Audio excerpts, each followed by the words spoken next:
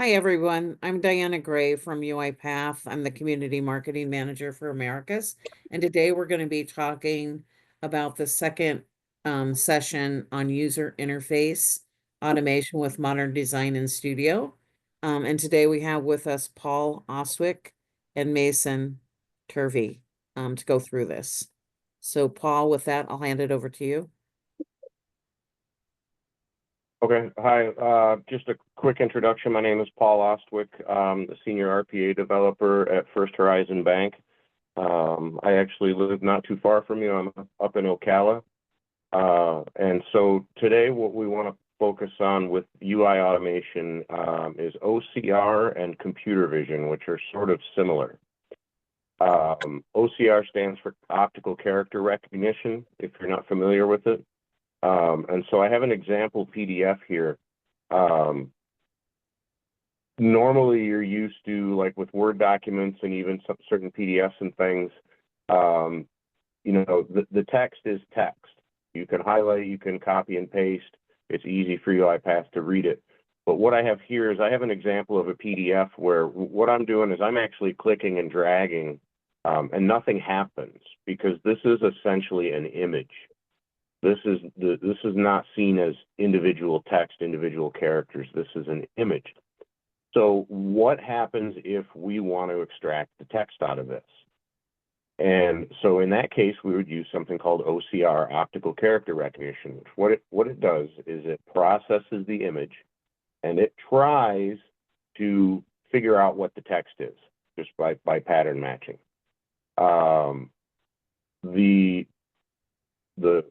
The issue with that is that OCR is not always 100% accurate, right? So you have to be careful of the quality of the document, the quality of the image, and then there's also some OCR settings and things like that that I'll go over that allow us to do that. So the first thing I want to do is I want to show a very simple activity. When you're in Studio, if you just search your activities for OCR, you're going to see there's a lot of different activities in there. And the one that I want to show first is called Get OCR Text, and it's as simple as that. You can tell it where to look, and it'll grab that image, and it'll get the text. So when I do indicate on screen, you'll see I don't get I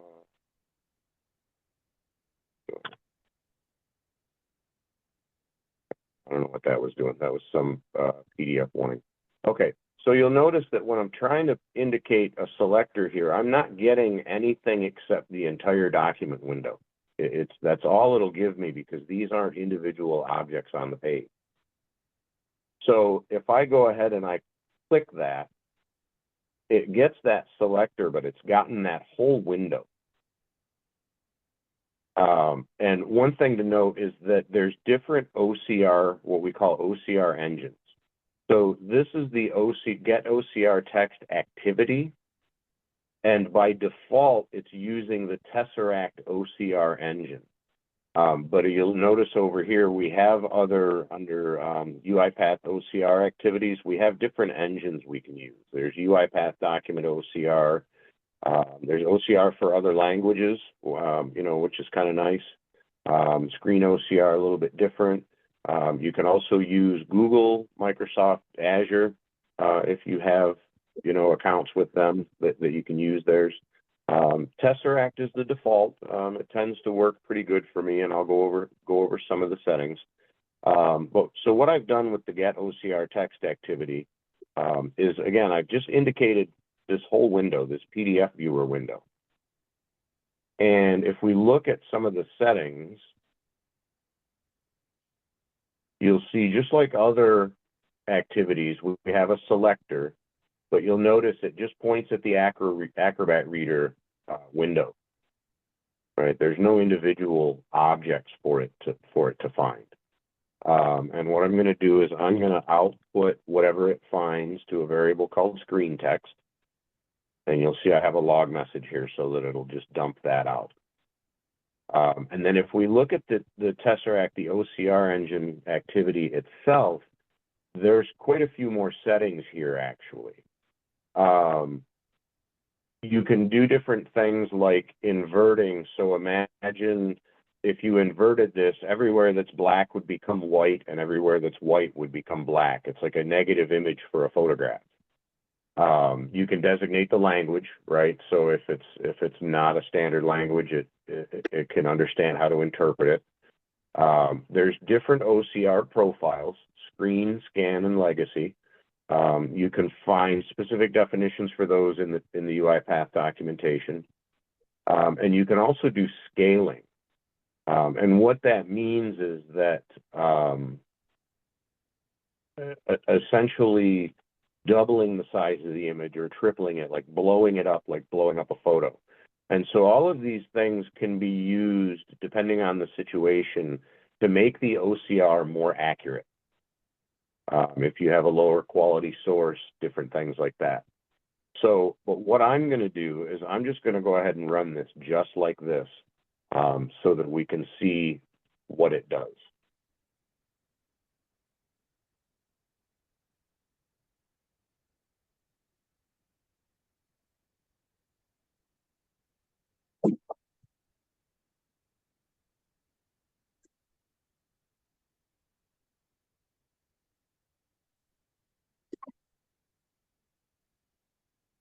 So you can see it activated the PDF window because that's our selector.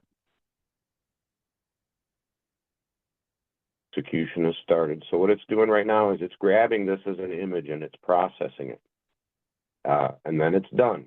So we can look at the output here. So let's compare the output to the actual document. And you can see, so starting up here, we have important, don't miss our expanded tech ed conference, blah, blah, blah. The second line starts with more in-depth technical knowledge. And so you can see we have this little like lightning icon that confused it, see, because that's not a letter or a number or anything. So that confused it. And that caused it to confuse the rest of that line. But then when we get to the second line, it's pretty good, more in-depth technical knowledge, and take a deeper dive into the nuts and bolts of missed the I on AI, automation, and the UiPath platform. You'll notice it got UiPath a little bit wrong. So like I said in the beginning, OCR is great, but it's not 100% perfect. So it just, you know, whether or not this is good enough for you depends on the situation. Now, this is not a really great example because you would never actually do this with a PDF. Typically, you do this with images. I can give you an example. Since I work at a bank, I have an automation I'm working on where we get a folder of images of checks, and we have to pluck the account number off the checks. Of course, I can't show you that because, you know, I get in trouble for that, showing you people's checks. But, you know, you have pre-printed account numbers and bank name and things like that on a check. And so we loop through the files and we use OCR to grab the account number off of there. And again, using the different settings, you know, within the OCR engine, you can make it more accurate. Now, there's a little bit, this was just kind of a blunt hammer. I just gave it the whole document and said, just OCR the whole thing and see what happens. But when you're doing your selectors, and I wasn't on the original UI automation session, so I don't know if they showed this, but the image region selection allows you, so you can press F3 or you can just click the button here. It allows you to designate a specific place on the document. So going back to the example of the checks, most of the time the account number on a check is going to be in the same place. So rather than getting the text from the entire check, trying to use OCR and then trying to dig into the text and figure out where the image is, we just select the region on the check where that is going to be, where the account number is going to be. And so now you can see, if we look at the target, there's now a clipping region, right? So it's a 4-digit region that represents that box that I drew. So if I go ahead and run that,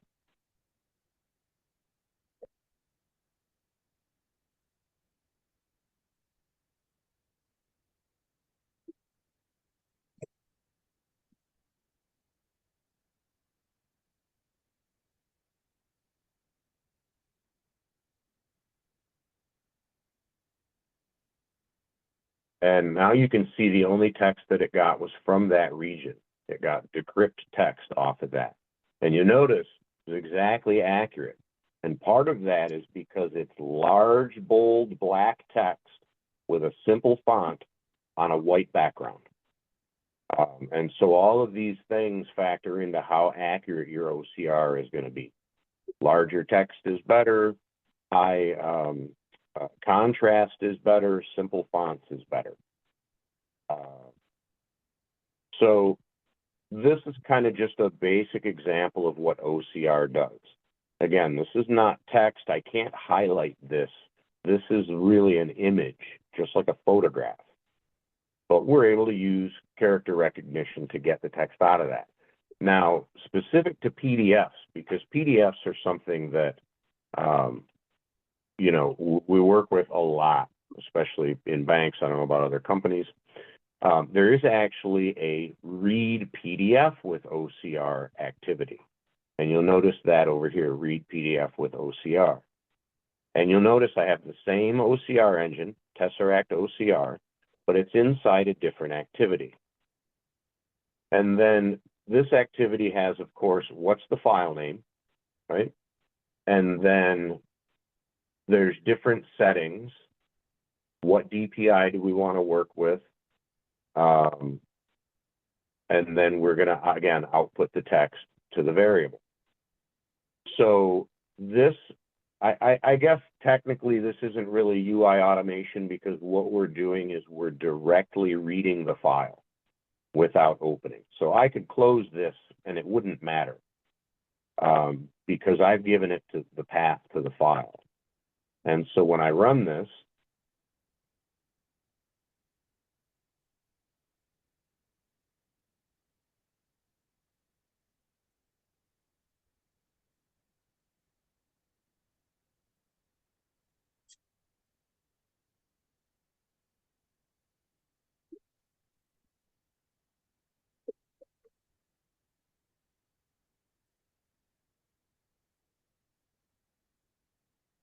so what it's doing in the background is it's reading that file and it's processing it with that Tesseract OCR engine to get the text out for us. And OCR can be slow. It was a little quicker when I was just doing the one page, but this is actually a multi-page PDF, so it had to read both pages. So now we can see we got actually quite a bit better result here. It actually noticed the date at the top in the tiny text, and it got it right. And then it's still a little confused because it's trying to relate everything to numbers and letters, right, and punctuation. So that little electric bolt thing, you know, it saw it as a 4. But the rest of it, important, don't miss our expanded Tech Ed conference, October 23rd to 24th. It got that all pretty good. Even the UI in the box from the logo, it got as UI. But then, you know, we have different colors and things, and it confused it a little bit.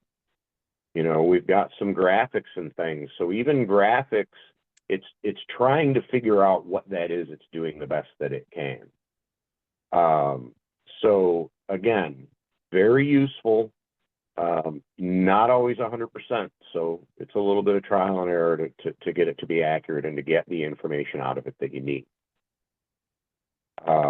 And so normally my reflex here is to say any questions, but we're recording, so we can't do that. So I hope nobody has any questions. Now, another example where you might use OCR is when you screen locked on me. When you are in what we call an RDP session. See how this says remote desktop connection at the top? What this is, paste in there, so I'm gonna type it.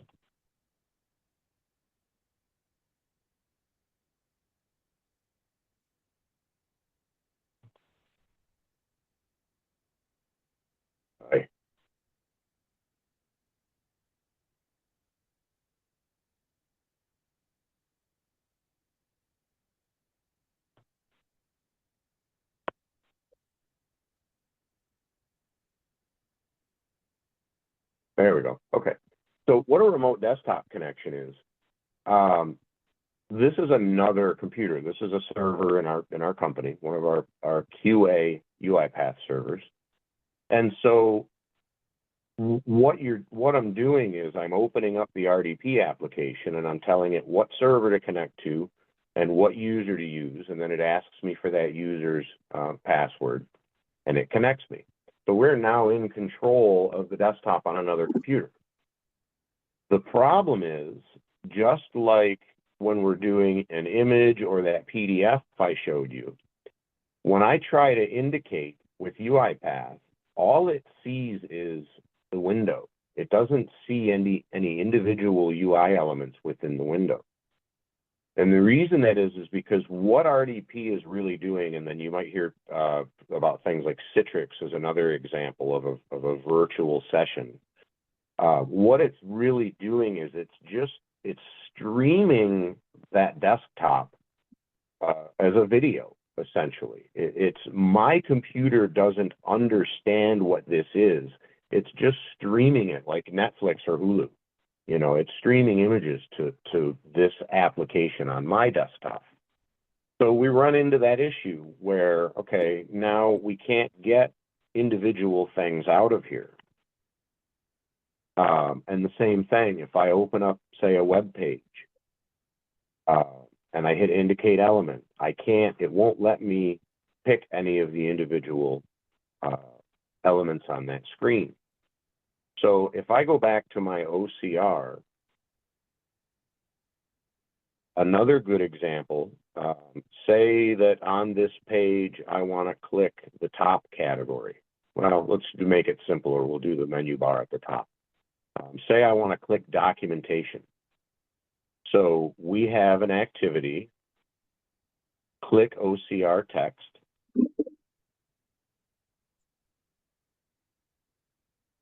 And we are going to indicate on screen. And again, it's just giving me the entire window as one element. Okay. And then the text I want to click is documentation. So let's see if that works.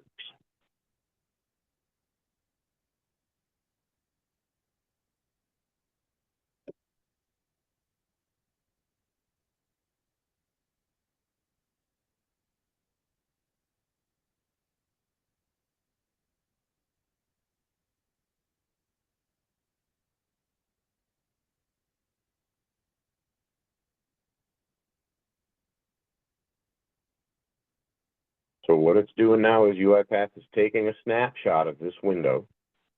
It's running it through the OCR engine and seeing if it can find the word documentation, and then it's going to click it.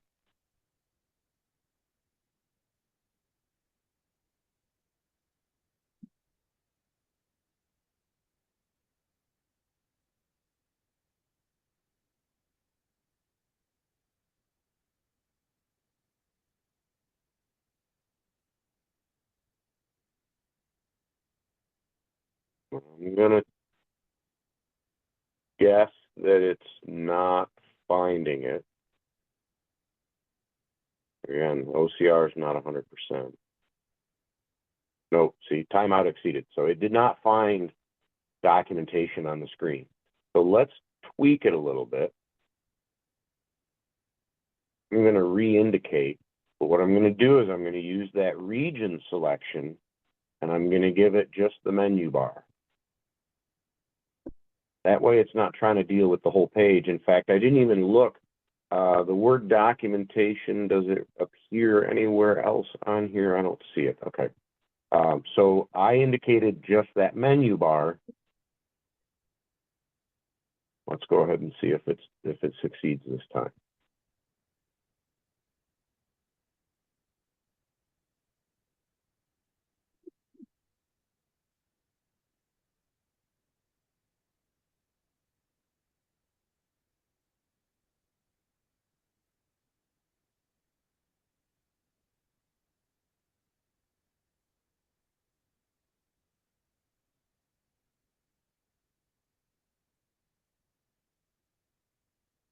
No.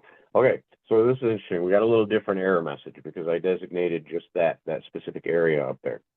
Notice it says scrape returned empty text. So it looked at this and it didn't find any text in there. And it's possible that that's because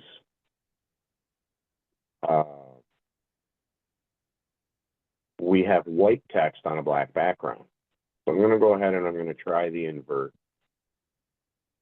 And we'll see if this works. If it doesn't, I'm going to move on because this is, you know, just an example.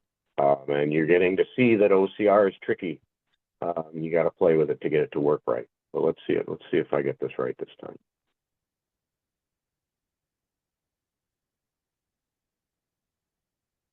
So same thing, empty text.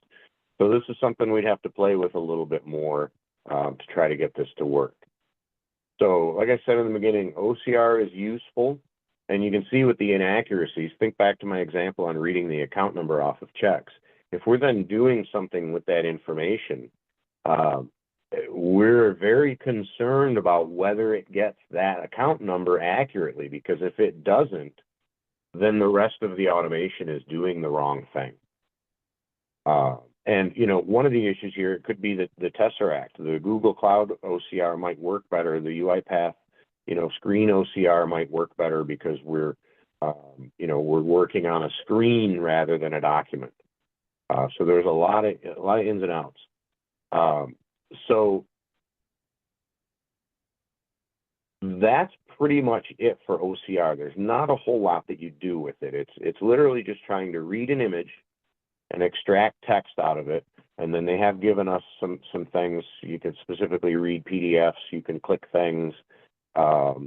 One thing that's actually kind of more common is the OCR text exists, which what it would do is it'll read the screen and it just returns a true false value. Notice how the argument is a Boolean. All that's going to do is it's going to look for the text that we designate, and it's going to tell us, did it find it or not?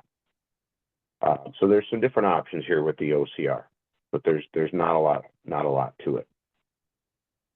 So what I want to talk about next is it's sort of related to OCR. It's similar, but it's way, way smarter. And it's something that UiPath calls computer vision. And the way computer vision works, being that this session is about modern design, it's important to remember that this is only in modern design. Computer vision is built into your other activities. So I'm going to drop in a use application browser, and I'm going to indicate that RDP window. Okay. And so you'll see what it's seeing it as is MSTSC, which is the Microsoft Terminal Services Client. That's all it sees is the application itself. It didn't see any of the individual elements in there. Now, we were trying to click documentation. So I'm going to go ahead and I'm going to drop a click activity in here. And when I click indicate, you see the little wheel spinning up here. This is my computer vision. You notice enable computer vision. I already have it enabled by default. And so what it's doing is it's taking an image of that window and it's processing it. Okay, now it's done. Let's watch what happens. Now I have individual elements. Even though this is through an RDP window, it's technically just an image. This is what computer vision does. It's extra intelligence on top of OCR. So the UiPath software looked at this window as an image and determined where things like text and buttons and text boxes and things are. So now I can simply designate, I can click documentation, just like you would when you're doing any other selector. And you can see, you remember from last week, we had selector types of strict, and we had fuzzy, and we had image selectors. Now what we get is a computer vision selector. It's looking for text, and the text is documentation. So I'm going to go ahead and I'm going to click confirm. And we don't need that anymore. So now when I run this,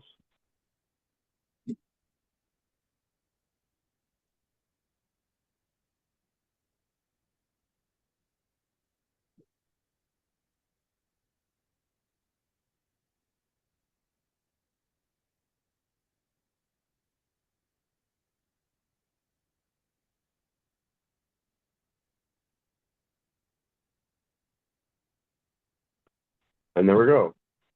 So I had trouble getting the OCR to work because again, it's really tricky. Computer vision is phenomenal. It's so good for stuff like this. So now we're on a different page. If I come back here and I indicate again, so you can see computer vision spinning because it's taking an image of this and processing it.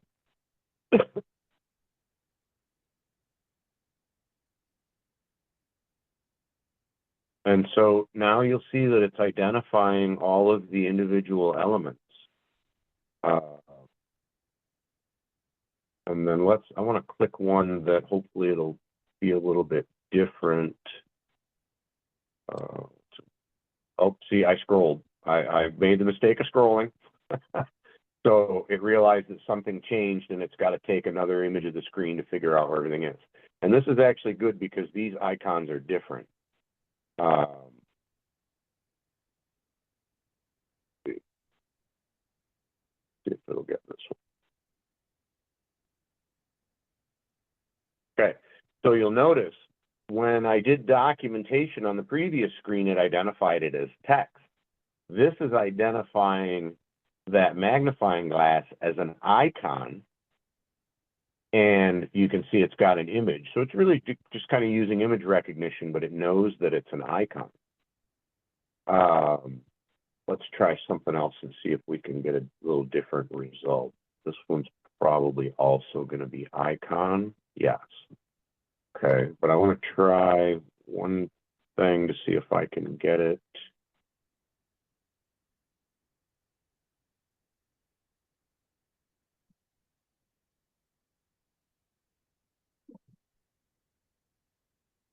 Go into a topic.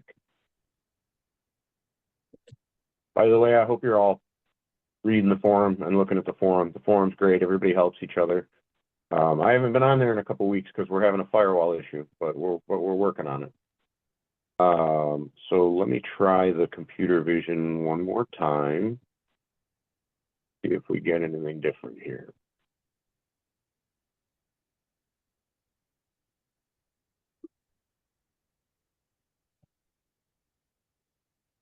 Okay. Try the login. Okay, so you see it's identified that as a button, and it's looking for a button that has that particular text on it, right? And you can see again the icon sort of confused the OCR, but I have found computer vision to be very resilient to little details like that. It's going to reliably find that button. And one interesting thing that it gives us up here, I can click show all computer vision elements, and there's everything that it recognizes on that window. Again, computer vision is amazing. We do have various applications that they don't install it on my computer. It's installed on a server or even a server in the cloud on some other company's servers. And so the only way we can connect to it is with a remote desktop connection or with Citrix. And we have to use computer vision to interact with that application, and it works fantastic. And then the other thing that we can look at, let's look at the actual selectors here. So you'll notice under targeting methods, the only one selected is computer vision, right? Because that's the only one that's going to work. Image recognition technically would work, but that's less reliable. So we're doing computer vision here. And you can notice all that it has is the main selector for the window itself, that remote desktop connection window. And then it has the text. So you'll notice the control type of text. This, I can't even change this. This is automatic. It figured that out on its own. But the CV text, you can actually edit. And the reason that's useful is imagine a situation where we're doing this and we say,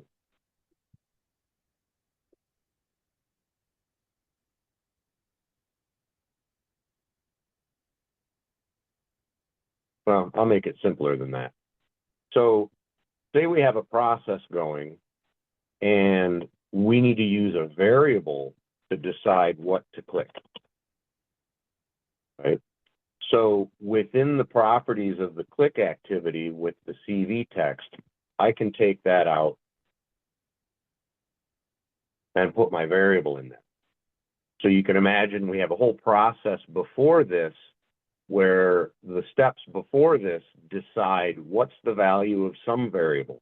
In some situations, we might want to click documentation. In other situations, we might want to click academy. So it's very, very flexible. On top of being simple, you know, there's not really many options here, just the control type and the text. And it's going to intelligently find it and click it. And again, I use computer vision all the time in Citrix and RDP environments, and it's fantastic. So the one last thing that I want to mention is I've actually been using computer vision locally, UiPath.computervision.local server. There is the UiPath does have computer vision in the cloud, but we're a bank. I won't go into the details. We're not allowed to use that yet. So I've been doing it locally. So if you do ever have any issues connecting with the UiPath servers for computer vision, you can install the UiPath computer vision local server package.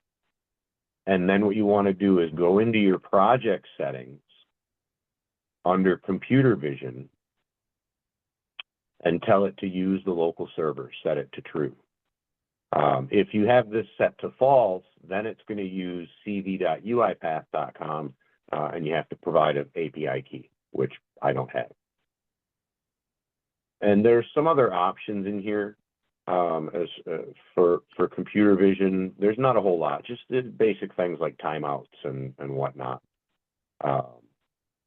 But computer vision is fantastic. So I used it in the context of a click.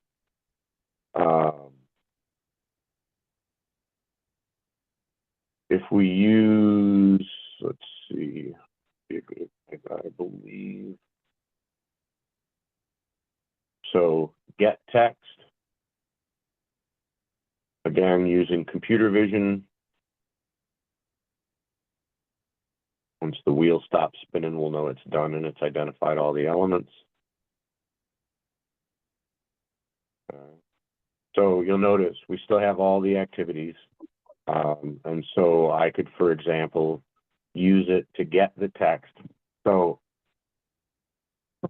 this is a little tricky. See, it's saying any word group. So I'm going to anchor this to the profile icon, right? So the anchor, so again, computer vision is not only able to identify the target elements on the screen from an image, it's able to use them as anchors. So I anchored it to that icon, and then our target is any word group that's here, right next to that icon. And you see what that looks like when I hit confirm. So it's going to get the text there. And then we just have to tell it, you know, what variable do we want to put the output text into. So again, with UiPath modern UI automation, this computer vision's built in. It's built into your click. It's built into your get text. I believe it's built into check app state and other things. And I think Mason's going to talk about check app state in a minute. So again, normally I would say any questions, but I can't do that today. I wish I could. I hope that this has been informative and given you an idea of what OCR and computer vision can do for you. And I highly recommend computer vision. It's so great. And that's it. That's all I have. Thanks, Paul. That was great. And actually I sent a Yep. message out to Dr. Newfield if they do have any follow-up questions, just to let us know. And also thanks for doing a plug for the forum. It is a great place, a great resource to learn um, a, a lot about, and also just ask any questions you have. I know that all of our MVPs leverage the forum as well. So again, if you have any questions, that's a great place to ask them. And then, Yeah. I've learned over the years that one of the best ways, there's the two best ways to learn is solving problems, right? Researching and trying to solve a problem, and that's what the forums are. Somebody's got a problem, you're going to help them solve it. So, and then teaching. The best way to learn something is to teach it.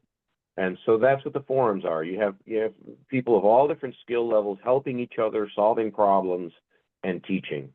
And it's just such a fantastic global community. I'm on there all the time, probably more than I should be. thanks, Paul. Awesome. Yep. So Mason, are you ready? Yeah, I can take it away. Okay. All right. I don't have any slides or anything crazy. I'm just going to go into some demos. So we've talked a lot about the modern automation, and I kind of want to show you guys using some of that in practice to automate some websites. So can you guys see my screen? I've got this Yes, UiPath I Studio can. project up. All Mhm. right, cool. So I've got a few websites open. We've got the RPA challenge here. I've got a random phone number generator, and then I've got my favorite little Bitcoin app. So with these three, we can go through some things. There's a few other activities in the modern experience. One of those is the check app state that's very useful. I want to show you guys a workflow that uses that. So we'll start there. You can see on this, so this RPA challenge is a good website for you guys to use to just demo out some features. If you want to test your RPA chops, this is a good place to do it. Basically, you download an Excel file and you enter in all of the data here. You click the start button, you enter in all the data, and then go. And it's just built using UiPath automation to automate this website. You can see there's a language setting up here, and so the check app state is used most often when there are things that aren't always present on the screen. A lot of what UI automation is just state management, and so what I mean by that is your application is going to be in a certain state, and you're going to have to handle that state. Sometimes there are things like pop-ups that happen. A lot of times if you're automating third-party websites, like, I don't know, their pop-up of the season is up. Like, say you're automating a sales website and they have a new offer and they just like give you a pop-up for a month. You might want to check that pop-up's there and get rid of it. On this screen, the easiest thing is just using this language. So we're gonna, assuming that we open this site up and we're in Romanian to start, we want to switch it to English before we get started. So I'm going to build a quick workflow that kind of demos that out using the check app state. So the first thing one thing I'll add to that, we commonly use it for, like, when you've clicked something and then you're expecting a particular page to load, like on the forum, I clicked documentation. So we want to make sure that the documentation page loaded. So you do your click, then you do a check app state to wait for that page to load. Yeah, that's a good call out. So the check app state can be used for both validating things on the page and just waiting for an element to appear. Because it has that timeout built in, it's going to wait for it to appear. Most of your other activities also have that timeout available. So if you have 30 seconds of timeout on your next click, it's going to wait for the element to appear that's on there. But the check app state is a safer way to do that so that you're not clicking before the page is loaded. All right, so we're going to go ahead and encode this browser. All right. And you can see we've got language RO there to detect it. And I'm going to pull in a check app state activity. All right, and in this check app state activity, we have two branches. We have a target appears and target does not appear. All right, so when the target appears, we're going to do these activities here in this container. When the target does not appear, we're going to do these. You can actually click this toggle branches. Maybe you only want target appears. In this case, we really only want target appears, or you only want target does not appear. You can toggle those. You can toggle both of them off. Some other cool features here in the properties are we can say input and output element. So if we got an element from a previous activity, we can use check app state on that element. We can output the element from this check app state to use in future activities as well. So these are actually UI element variables, or well, classes that we can put into variables and then use them later in automations. So every modern automation is going to have an input and output element like this. And you can give it the input element instead of giving it the selector if you want. And that allows you to reuse based on these check app states and whatnot. But let's go ahead and indicate. So we are going to, in this case, what we want is for this to say English, right? So I'm going to go ahead, just click F2 to give me that so I can manipulate the state. I'm going to click this English one. I'm going to look at the selector. So we have an EN tag here. Inner text is EN. I'm going to set the fuzzy selector and then turn computer vision off for this one. All right, so we're going to check app state for that. So we're going to say if the target does not appear, then we're going to click. For the sake of this one, we're just going to assume that it's in Romanian. We could handle both cases. There's two different languages there, but we're just going to assume that it's in Romanian. So in the case that EN does not appear, let's click first on the RO tag. Right, so we've got RO. And if we wanted to handle both, actually, we could just star this and then ignore inner text. So now it'll catch both of those languages, and we can test that. Click RO, and then there's another click that has to happen to switch the language. All right.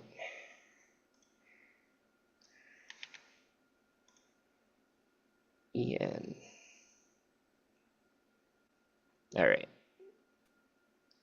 Oh, it's gonna be one of these.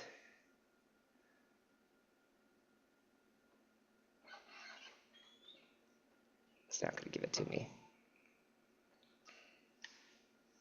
Let's see if we can get it in Object or UI Explorer here. Sometimes I have a little bit more luck there.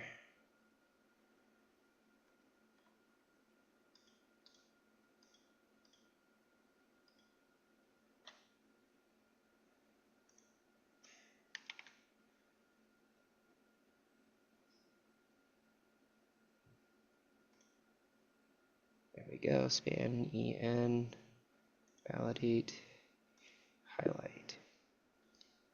All right, cool, so that's not up yet. And really all we have to do is hover over that. All right, so we're gonna keep that EN. Let's pull in the inner text, an AA name.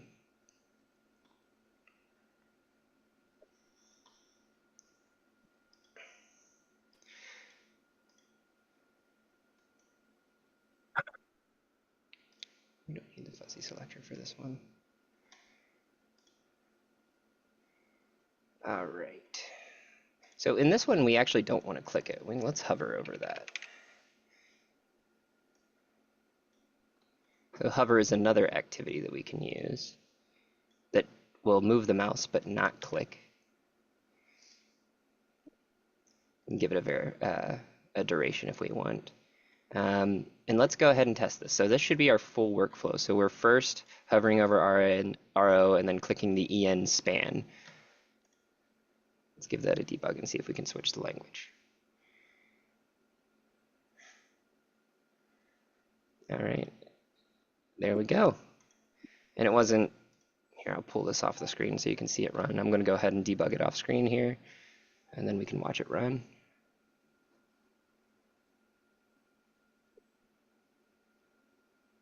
There we go. So click the language. And so we're using the check app state to detect that. But if we detect it this time, right, if we run it when it's already in EN, or English, I suppose. So this is the target does not appear. Let's go ahead and toggle both branches back on. And if the target does appear, let's just highlight AN. Be nice if I could type.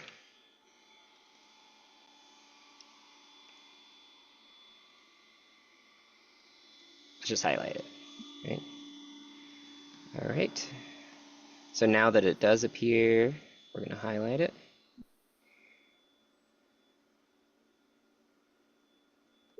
You can see that it highlighted it up there. It's not focusing that screen though. That's kind of annoying. I'll pull it off screen so you can see that it's actually highlighting it. I'm debugging it now off screen. And so it just highlights EN. And so in this way, you can, it's kind of like an if, but it's an if based on whether this element was detected or not. It's good to get smart with this because you want your application waiting as little as possible. And so I think about this in like a short circuiting way. What is the way that I can use my check app state that it always fires immediately? Can I check for instead of checking for the absence of something, can I check for the presence of something else? Unless it's a timeout where I am just looking for I always try to check for positive rather than negative. I don't wait for the thing not to appear. I wait for whatever is going to appear, or I check if the thing that is already going to appear is already there. So that way I'm not waiting for this timeout every time. So in this case, where target does not appear, we click the language, target does appear, we highlight it, right? If we're expecting it to be in English, this is a good workflow. But if we're expecting it to be in a different language, then it would probably be smarter to use check app state on the RO tag or on the other language tag, whichever one we're expecting it to default to. So that way we're not always waiting on this timeout. All right, so that's check app state. I'm going to show just using a little bit of object repository as well. So Chris talked about selectors in the last session. Selectors are great, but they might change a lot. And you might use them multiple times, and you might want to change all of them at once. And so UiPath offers a tool for that called Object Repository, and it's over here in your right tray, over with the Properties, Data Manager. Object Repository is right here. The cool thing about this is it's enabled by default, so you'll notice all of those AN tags that we brought in, they're all over here as objects in Object Repository. What that means is if we were to go into our set language over here, right, and I wanted to like highlight AN2, I can drop this into that highlight. And so I don't have to gather the selector every time if I'm using the same thing. I can just drop it in and use them like that. And I'm going to show a little bit about collecting objects. So I'm going to go ahead and create a new application. So Object Repository is organized application, screen, control. So application is just a category. It's the application that you're automating. It doesn't have any selectors tied with it. The screen is tied to your window selector. So whatever window, the big window that we select when the entire thing turns green. And then the control is the specific like element. So whether it's your button or your type into field that you're trying to, your input field, whatever control you're trying to do. So I'm going to go ahead and create an application here. I'm going to call it my crypto site, my trusty little crypto site. And then I'm going to capture elements inside that. I can also create screens. I could create a screen and indicate it through this dialog. And then I could create elements underneath that using the same thing, but I prefer using this capture elements. And what this is it brings up this little window here. And so I can use this window to quickly capture. I can use this record. There's my screen. I can go in here. I can click this guy, capture that. I can rename it here. So I could say header, right? I can set my fuzzy selector and edit it right in line here. I can set an anchor, or I can just check, confirm on that guy. I can go to the next one, create another one. So set my fuzzy selector, right? Save and continue, and just keep going And what's really nice about this is it's a quick way to go in and edit your selectors. So if you're collecting a bunch of things on one screen all at once, this is a very quick way to get that. And you can also name these. And so when I'm done with this, I can click Save, and it pulls it in to Object Repository. Here's my elements. Here's my screen. And I can click these elements and edit the descriptors like I would normally when collecting, right? And so it gives me the traditional dialog there. This is enabled by default, which is kind of cool. So what I'll show you when we get back into the RPA challenge, I'm actually going to program through that, and I'll show you how it pulls it in to Object Repository by default. So it's doing that out of the box already. But before we do that, I do want to show one last thing on the capture elements. Let's say you're like me, you're kind of lazy, you don't like clicking through all of these things. You can click Capture All Elements, and it will capture all of the elements in the selected screen. And so you see it got everything here, and it's got elements with anchors, and you can pull these in right into your dialog there to name them. Select all. It's going to go through. It's got everything on here, right? I'm going to deselect all. I'm just going to take these guys, capture them.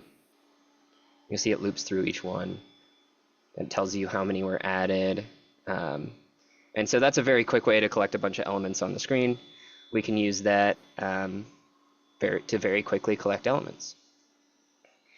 All right, so that's Object Repository, and we're going to be using that inline here to complete the RPA challenge. So on this RPA challenge, we click Start, and then we loop through. I've already got the Excel downloaded here, so I open up the Excel file. You'll see there's 10 rows, and then all of the columns here map up to the fields that are in that. So it's basically just form entry. So we click Start, enter them all in, click Submit after every one, and then afterwards it gives us a score and tells us how fast we were, which is really cool. So I've already got a skeleton workflow here. We've got the Chrome RPA challenge already in Object Repository, dragged over here. I've already got my Submit button, right? So I'm going to pull that over here, click Submit at the end. We can pull up the descriptor here, right, and verify that. See that it catches. So we've got Submit.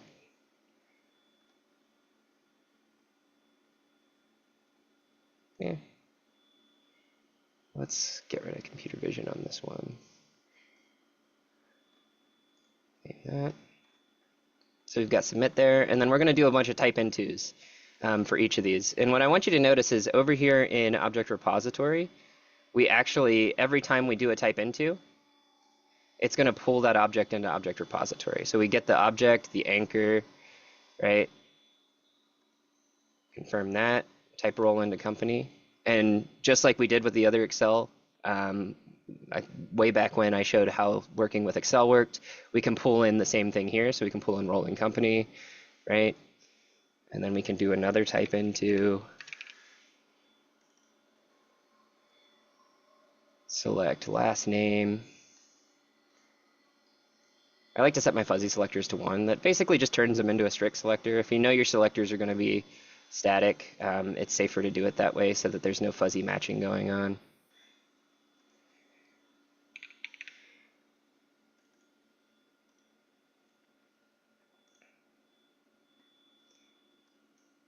And I turn computer vision off because sometimes computer vision's a little bit slower than the regular selectors. And I know that these selectors are robust, so I'm not too worried about that. And so you can see the workflow is really nice. It's very quick to actually go in and dev these things out.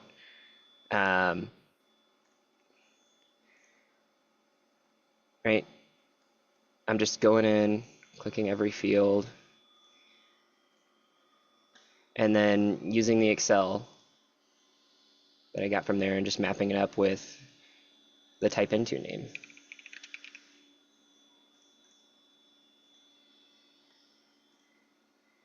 We've got 3 more fields, it looks like. Oh, that one's first name. Silly me.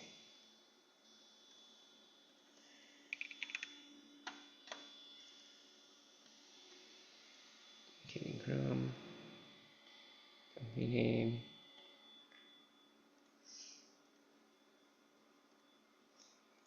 Now I'm just being a little bit less strict into my selectors here. You kind of got the gist of what I do as my best practice, but I don't need to set this for every single one of them. It's going to work regardless. All right, so we've got all our fields there, right? Rolling company, last name, phone number, email, first name, company name, rolling company, last name, phone number, email, first. Yep, we got them all. All right, so those are our fields at the start of this. Before we get into our loop, so our loop is here on the for each Excel row, we need to click start. All right, now let's say I clicked the wrong button. I was on download Excel. Right, okay, well that's wrong. How do I fix this? You'll notice all of those fields that I had are now over here in Object Repository, right? I am going to click on the download Excel one, edit the descriptor. I'm going to trash this descriptor, and I'm going to go back over to start and confirm that. All right, and I might want to rename it. Start. All right, and so now that we have this, we can run it. And it'll take a little bit. Oh, make sure my Excel is closed first.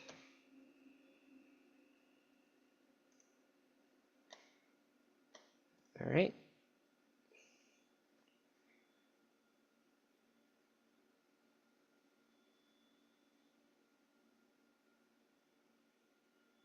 Oh, we're going kind of slow, aren't we?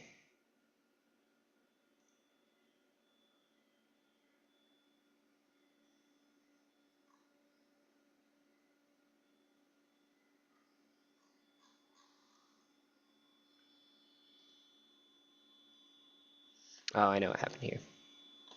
Give me a second.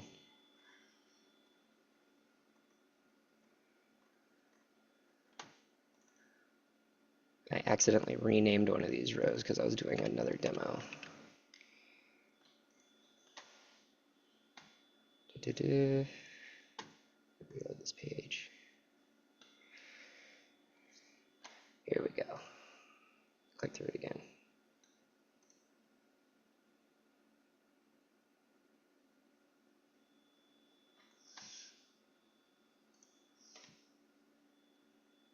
Column not found, last name. Give me a second. The download itself comes with a space after last name, which is kind of annoying, so I got rid of that space, and that'll break your Excel thing. So you have to re-indicate your Excel file after you rename columns and things like that. So be careful with that kind of stuff. Like, make sure you're actually going through and renaming those.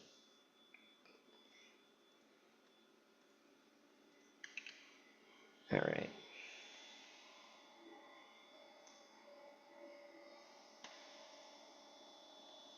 There we go.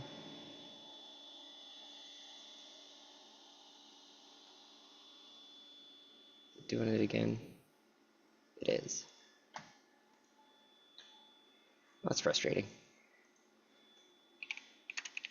I'm just gonna pull in another for each Excel row here. Pull all of these guys into that. It might just be needing a reset. This is why you don't mess with your Excel files after you download them. You just keep them the same.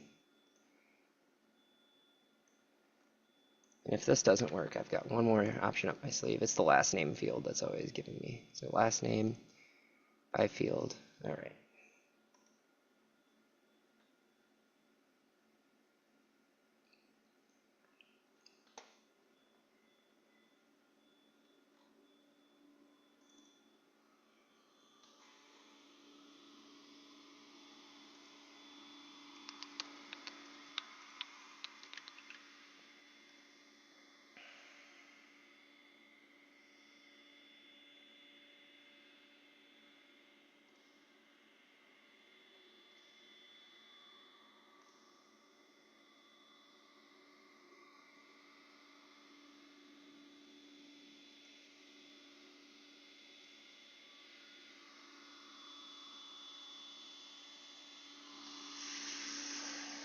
I think I have to reselect my columns on all of these. Kind of annoying. Oh, now.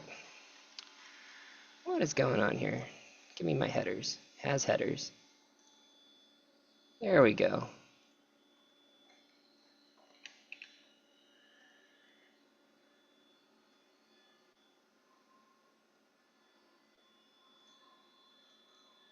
Wouldn't be a live demo if it didn't work off the first try. Man, it really doesn't like that last name field.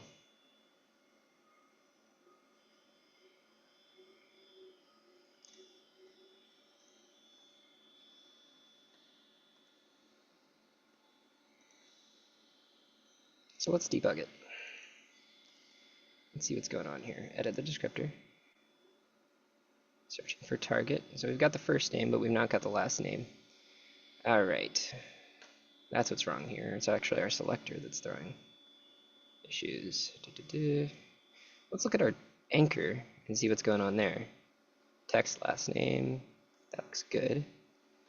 All right, let's keep that and see if that fixes it.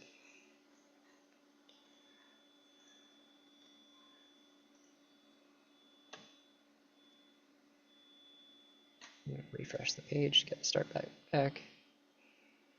There, click start.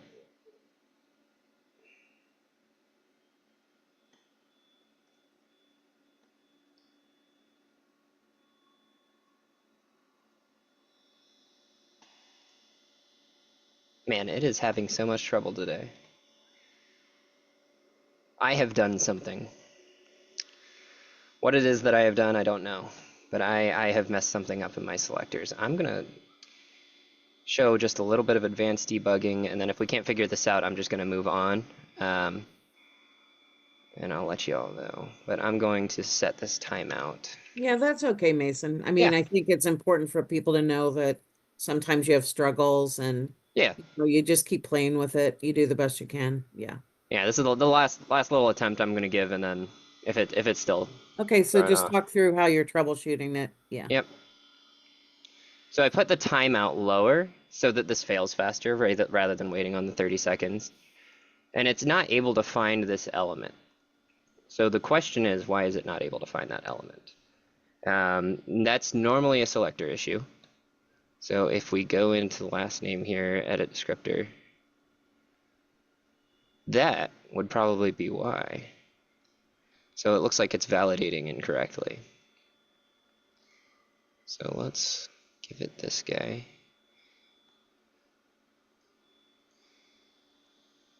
Let's try making our selector a little bit more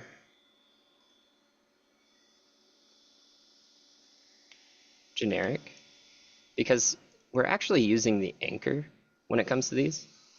And the anchor is the important part. As long as we've got the inner text and we've got this AA name in here, that's what really matters. Validate that. We got the right thing there. All right. And let's see if that actually worked for us. Normally this web page doesn't give me this much trouble when I'm automating it. Yeah, sometimes it's good when you're training to have these kind of struggles so people can see what to do though. Yep. If they run into There it issues. goes. Perfect. Oh, and now the next one's gonna have the same thing. So Yeah, there we that go. fixed it, right? That fixed it for that one. Now we're gonna have to go in and do that for all of these. So let's edit the descriptor on this guy.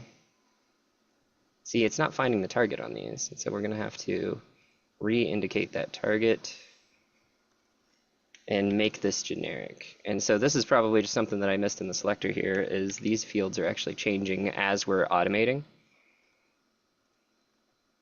And let's look at our anchor. That looks good.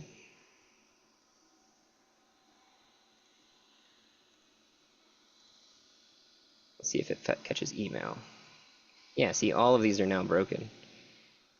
And the reason, I believe, is that you see these IDs. I kept these IDs in here. I think it's the IDs. I don't think it's this class, but I'm just making the class generic too, because there's a few things in there that look like they're changing as well.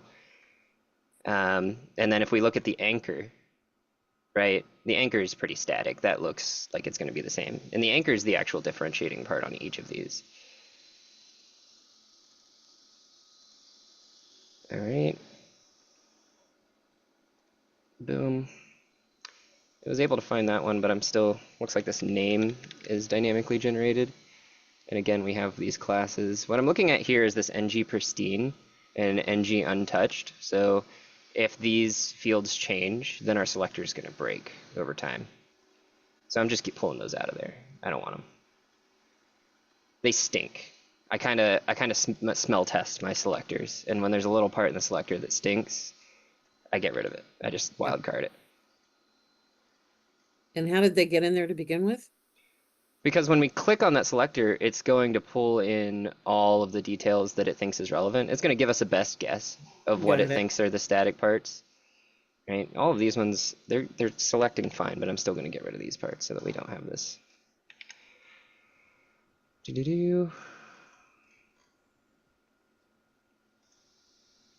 All right. I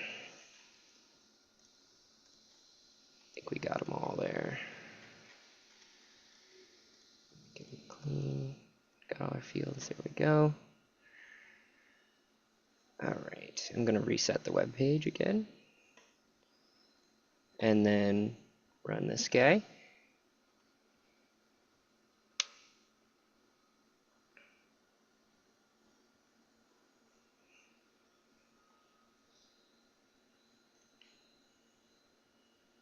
There we go. Look at that. All right, so it's going to do this 10 times and then go through and it'll give us a score. So you'll notice as it clicks submit every time, these guys are moving around on the page and it's still able to get them. So that's kind of the power of UiPath selectors is it's not based on this page. If you've used Selenium in the past, you know that it's based on like location of elements and everything, and it's very fixed to the location of the screen being the same. So if things are moving around because there's, different screen sizes, maybe there's like a mobile format, but the elements are the same, it's going to be resilient to those kinds of changes. It's going to find the elements wherever they are. A lot of automation software now are smart enough to do that. But yeah, that's what this is really showing. And then once this is done, you probably noticed I had to define 8 different selectors along with, when I debugged it, I had to debug each of the 8 different selectors, and that's like a repeatable process that's really annoying, right? That we have to do that 8 times just because we have 8 different fields on here. I'm going to show you a creative way that you can do this that's a little bit different. And so one thing that we didn't cover in the last session was variables and selectors, and it looks like we only have 7 minutes left on this meeting. Diane, do you mind if I go over a little bit? No, go ahead. Okay. So I want to show variables and selectors as kind of the last little thing and how this can save you time, especially in a case like this where you're typing into 8 different things. Maybe you only want to type into one object from object repository instead of 8 different ones to make it a little bit more maintainable. So I'm going to show that. I've got basically the same skeleton here. We've got the Chrome RPA challenge up, and this is actually pulled from our UI descriptors over here in object repository. I've got using the Excel file for each Excel row, and now I'm going to loop through the data columns. So what I've done is I've taken the current row in our for each Excel row, .to data table, and then I get the columns from that. So if you to data table it, it turns that row into a single data table with the columns and then the one row. And then the columns are the data columns, and so we're looping through those. And we are setting a variable called UI header, UI underscore header. All of my UI variables I name this way, UI underscore. And then I'm setting those to the column name. And so if we look at the column names in our Excel sheet, they line up first name, last name, company name, role in company, address, email, phone number, lines up with everything that's in here. We've got first name, last name, role in company, all this stuff, and they're the exact same. That's what's really important, is it's the same casing, it's the same spaces in there, everything is the same. So we can actually get really smart about the way that we use our selectors here. And not a click I want to type into. I'm going to put this type into after this. I am going to just get one of them. I'm going to call it company name. All right, and this is where it kind of gets cool, is I'm going to create a dynamic selector. And so what a dynamic selector is a selector that uses a variable to change what it's pointing to on the screen. So say you have, you're looping through a bunch of elements, or you have a bunch of similar elements and you want to select one of them based on the data that's coming into the process. So we can do that. I'm going to re-indicate that actually. Just make sure that we got rid of all the kooky stuff. So let's go to the last name, because the last name is the one that seems to always have that. There we go. Name, we're going to start. I'm going to start this class again.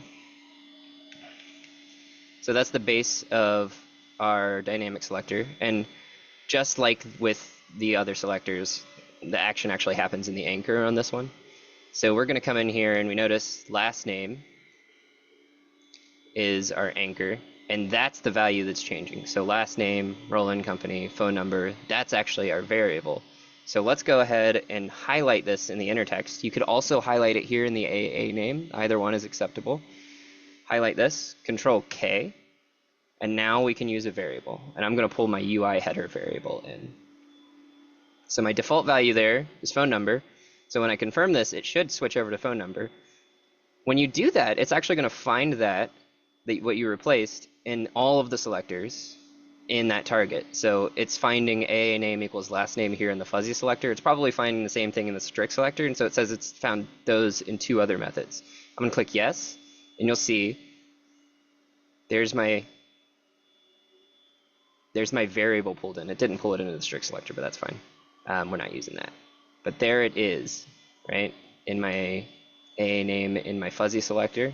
You can see we've got phone number in there. We've got phone number in here. And it actually went over to phone number. If I override that to something different, let's say address, just to show that this works, validate, boom, we've got the address. And so we can select which one we're typing into based on this variable, right? And so what I've done here, good practice whenever you're using variables and selectors, is to log something off that tells you what you're doing. So I've logged the message, I've got type into, and then I'm giving our header. And then I've got the type into. We're going to actually change this descriptor. So let's edit our, edit our element. So just double click this. And I'm just going to put generic field. It's an input element. So change that here as well. Something else that's really cool is when you're using object repository. Let's say you didn't have this UI header variable already declared. So I'm going to get rid of that variable, and you'll see now the variable is gone. If I pull in my generic field, one last name real quick, pull in generic field, it's going to say the following variables UI header are used by the object but are not defined in the current workflow. Do you want to create them? I can say yes, creates that variable. And so that resolves all of our errors there. So you can do that as well. Now, we also want to type in the dynamic data. And so to do that, what we're going to do is, again, how we're using this current row.to data table. We're going to do that. Dot rows. And remember I said when you to data table, it takes that row and makes it into a single row data table. So we're going to get the first row, which is row 0, right? Because it's 0 indexed.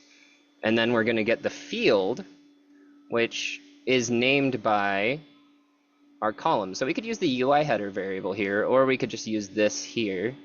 And I prefer to use this. I like to keep my UI variables separate from other things. I'm very specific about things that I do. Okay, so that pulls it out as an object. So we've indexed inside of the row. So we pulled the row out. So we have a data row type. And when you index a data row, you give it a string as the field name, and it'll pull that field out as an object. but we need to type into, so we need it to be a string. So we're going to change that object to a string by .toStringing it. All right. And that's it. So now we've went from 8 different type n2s down to 1. And knock on wood, hopefully this works. I did test it before this, but anything can happen. There we go. See, now it's detecting each of those using a variable and typing into. And it didn't click start at the start, so we're not going to get our handy little score at the end, but we're now using a variable to select. And so we've went from 8 different selectors, or sorry, 7 different selectors, or 7 different objects in an object repository, down to 1 by using a variable.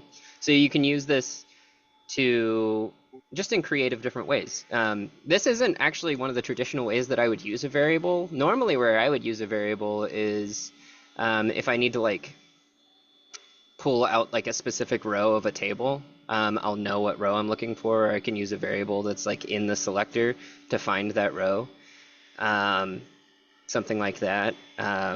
There's a lot of different, like, when you, it's really when you're trying to select something particular on the screen that is the same as a bunch of other elements. Really, tables are the one. Maybe you don't like working with data tables, and you just want to select that one thing for whatever reason. Then you can do that with variables in the selector, in your dynamic selectors. So looping through things like this is one use of dynamic selectors.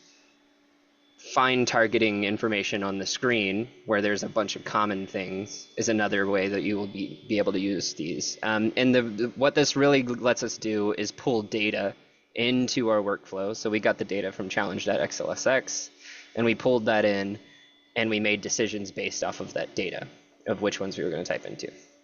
So Diana, send me an email after this to remind me. I'm going to zip this up and give it to everyone so that they can look through it and explore it. Great. This would be a good one for people to reference and go through. Okay. Um, Yeah, and then I actually have another call. So was there something else you're going to go through? nah, we can call it there. I think that's good enough. Okay. Well, thanks, Yeah. Mason. We'll have more to show next semester, but I appreciate you doing this. Really interesting, and thanks for the troubleshooting as well. Extra bonus. Mm-hmm. So I'm going to just stop the recording.